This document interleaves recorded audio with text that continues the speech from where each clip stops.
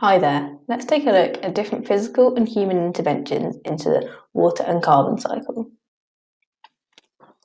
Looking first at land use changes. Adaptation strategies are when we adopt new methods to survive. In terms of climate change, this refers to adjusting to take opportunity of the changes and cope with the negative impacts. Let's start with resilient agriculture. Use of crops that are suited to the changing climate ensures that crop yield is kept high. There is also the use of conversion cropping. This is the growing of crops that require no ploughing and requires less fertiliser. These crops require less labour, which is economically beneficial to the farmer. Further benefits of the conversion crops include improved yields and soil health. The environmental benefits will promote better yields in the future and therefore continue to economically support the farmer. Land use planning.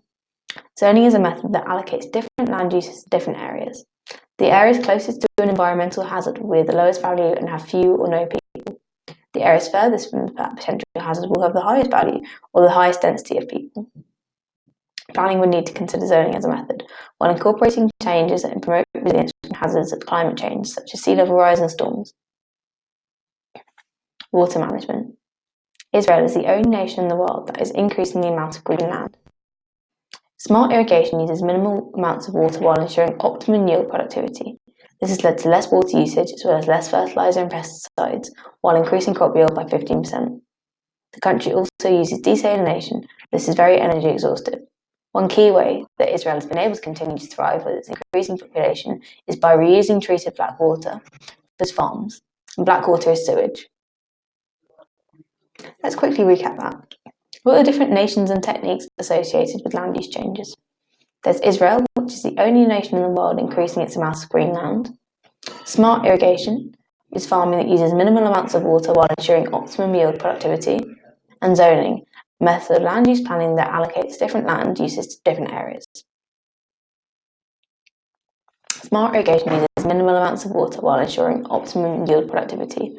This has led to less water usage as well as less fertiliser and pesticides, while increasing crop yield by 15%. Now let's take a look at geoengineering. Geoengineering is adaptation through altering the physical environment to protect humans from the effects of climate change. Flood risk management is one example. Urban areas can be made more resilient to floods by making the infrastructure more flood-proof. This can include raising floors and using water-resistant material. Managing the timing of water release from reservoirs is crucial in protecting communities downstream. Another non-geoengineering option is relocating those who live in vulnerable floodplains or zoning the urban area. However, this may cause property values to fall, resulting in issues for homeowners.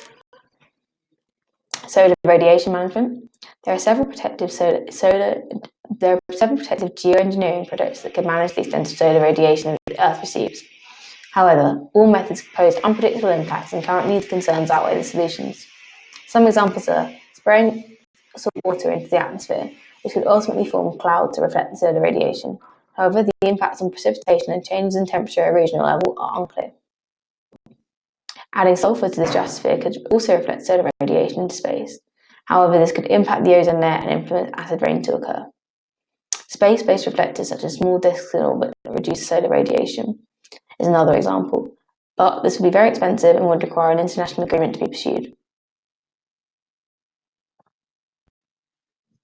Let's just quickly recap that. So there are several geoengineering projects that could manage the amount of solar radiation the Earth receives, but all methods have unpredictable impact and currently the concerns outweigh the solutions.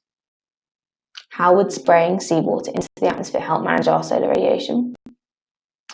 The correct answer is it would form clouds which would reflect radiation.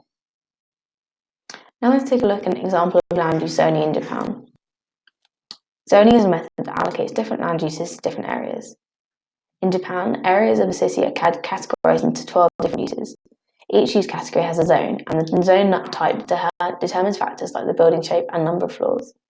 The zone categories range from low residential to industrial only.